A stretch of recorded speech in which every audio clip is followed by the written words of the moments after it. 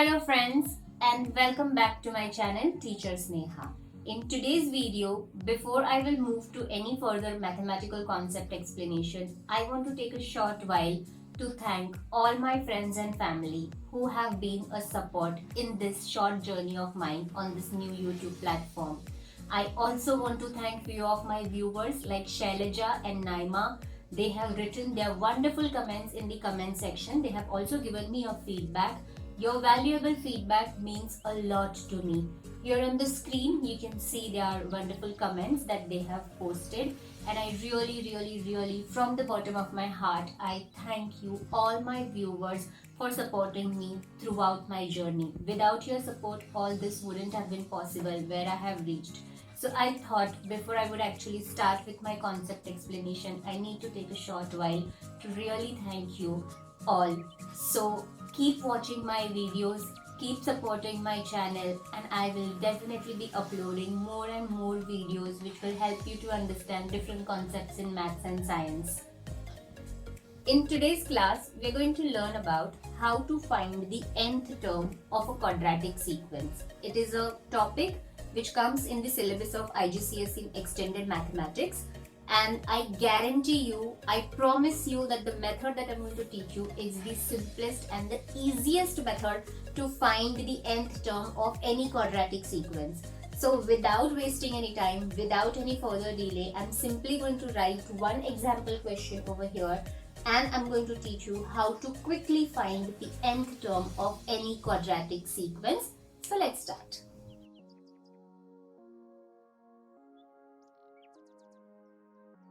To explain you how to find the nth term of a quadratic sequence, I have written an example question here on the board. So this quadratic sequence is like 5, 18, 35, 56, 81 and it will go on till infinity. So first thing what we are going to do here in this method is that we have to find the common difference between the terms that are given. So firstly, we will find the first difference. So difference between first term and the second term is 13. How do we find this first difference? Is always found by subtracting the first term from the second term. Then subtracting 18 from 35. Subtracting 35 from 56. Subtracting 56 from 81 and so on for the numbers if there are further numbers. So over here the difference is 13, next as 17. Nextly I have to subtract 35 from 56, I get the difference 21 and then I subtract 56 from 81 and I get the difference as 25. So this is how I have obtained my first set of differences between the terms that are given in the quadratic sequence. Next step what I have to do is I have to find the second difference between the differences that we have already obtained. So it's like a difference of difference. What does that mean? That means we have to find the difference between 13 and 17. For that again I will do 13 subtracted from 17. I'll get answer 4. I'll do 17 subtracted from 21. I'll get answer 4. And I'll do 21 subtracted from 25, I'll get answer 4. You will notice that every time you find the second difference, your all second differences are a common number. Here that common number is 4. Now I have to highlight certain numbers over here. So I'm going to highlight this common difference, that is 4. Then I'm going to highlight this number 13, which is the first difference. And then I'm going to highlight this number 5, which is the first term of my quadratic sequence. And the formula for finding the nth term of quadratic sequence goes like this.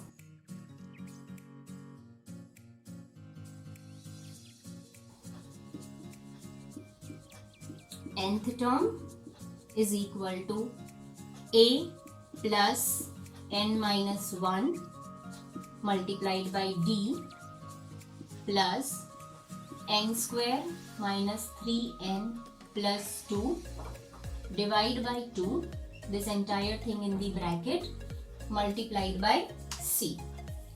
Now you will wonder what are these? A, B, C, R. So A is always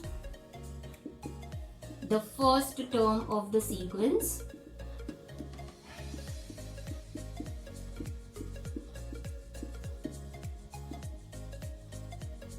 D is always first difference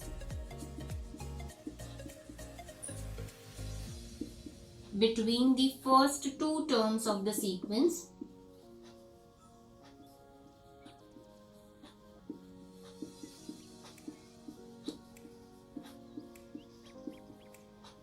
And C is the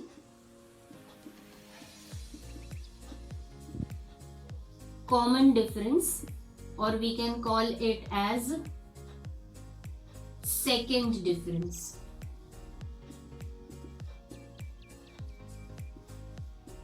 With this meaning,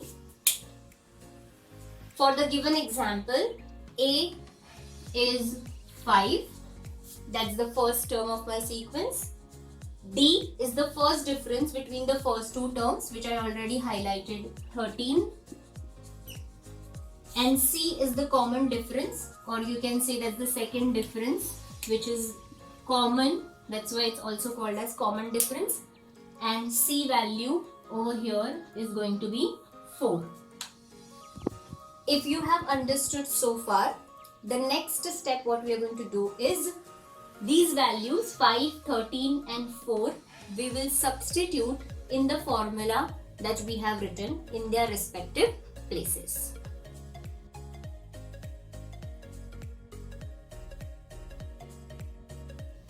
Now we are going to solve the further part of the quadratic sequence that we had taken to find the nth term. I had already written the formula.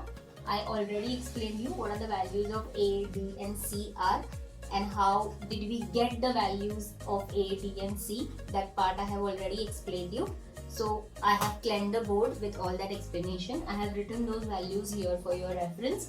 I have written the formula also once again for your reference, and the sequence is here on the top. We will continue to solve this by substituting the values. Nth term, you can write it as nth term also, or sometimes it is written as Tn also. The Tn also indicates the nth term only. Now when I substitute, in place of A, I will write 5 plus n minus 1. N will remain as it is because we are finding the nth term. D is the first difference, that's 13 plus, put it into bracket, n square minus 3n. These terms will remain as it is, plus 2 upon 2, and the C value was 4. So common difference 4 I have substituted. Now let's start simplifying it by multiplying the brackets and simplifying the brackets. So firstly, 5 will be coming down as it is because I'm not going to solve that right now. As per BODMAS, we have to multiply the brackets first. So 13 multiplied by n will be 13n. 13 multiplies minus 1 will be 13. Put the plus sign as it is. Now we are going to solve this bracket. In this bracket there is 2 in the denominator. This entire term is multiplying with 4 here, which is outside the bracket. So we can simplify this. 2 times 1, 2 times 2 is 4. After I simplify, what I get is n square minus 3n plus 2. In the bracket will remain as it is. And now since 2 and 4 got cancelled with each other, we have obtained 2 there outside the bracket. Now let's do further simplification. 5 minus 13, I'll get it negative 8 plus 13n. Now this 2 multiplies this entire bracket and we obtain 2n square minus 6n plus 4. After you have obtained this much, you have to bring the like terms together and then simplify it further. So arranging the terms in the highest order of their exponents first. 2n square will be written first because that's the power of n is 2. That's the highest power in all the terms. So 2n square will be written first. Then plus 13n minus 6n. These two are like terms, so I wrote them next to each other to simplify them. And then there is negative 8 plus 4. On simplifying, I'll get 2n square plus 7n minus 4. This is my final answer for the nth term of the quadratic sequence, which was written here on top: 5, 8, 35, 56, 81, and the final answer for the nth term is 2n square plus 7n minus 4. Now, how do we know whether our answer is correct or not, is the question that arises in every student's mind. So if you want to cross check your answer, we can cross check this answer also over here. So I'll just do a quick cross check. If n would have been 1, that means the first term of the sequence, on substituting n as 1, I'll get 2 1 square plus 7 into 1 minus 4, that is 2 into 1 plus 7 minus 4. 2 into 1 is 2 plus 7 minus 4. 2 plus 7 is 9. 9 minus 4 is 5. So you can see first term of my sequence is 5. If I will take n is equal to 2, it's simply going to be 2 bracket 2 square plus 7 into 2 minus 4. So 2 into 4 plus 7 into 2, 14 minus 4. It is 8 plus 14 minus 4. 8 plus 14 is 22. 22 minus 4, final answer is 18, which is the second term of my sequence. If I will substitute n is equal to 3, that means 2 bracket 3 square plus 7 into 3 minus 4. 2 into 9 plus 7 into 3, 21 minus 4. 2 into 9 is 18 plus 21 minus 4.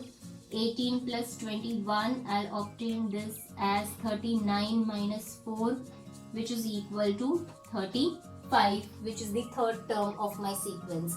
Likewise, in further part, when you will keep on substituting n is equal to 4, 5, 6, you will obtain the values that are given there as your question. That proves that what you have done the working, your answer for the formula for nth term is correct.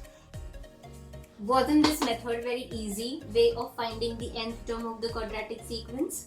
I'm sure you liked it and you're going to use it for your upcoming exams, and definitely you will be ready with the correct answer within the shortest span of time with the easiest method. You just have to remember this one formula, and with one formula you can find the nth term of any quadratic sequence. I'm sure you're liking this video, and I will be uploading more videos related to any topics that you are finding it as a concern for your exams. Just don't forget to write about it in your comment section of the video, and then I will come up with a new video for the solution of your queries. So do that, and please like this video if you like the method, very useful. And lastly, don't forget to subscribe my channel.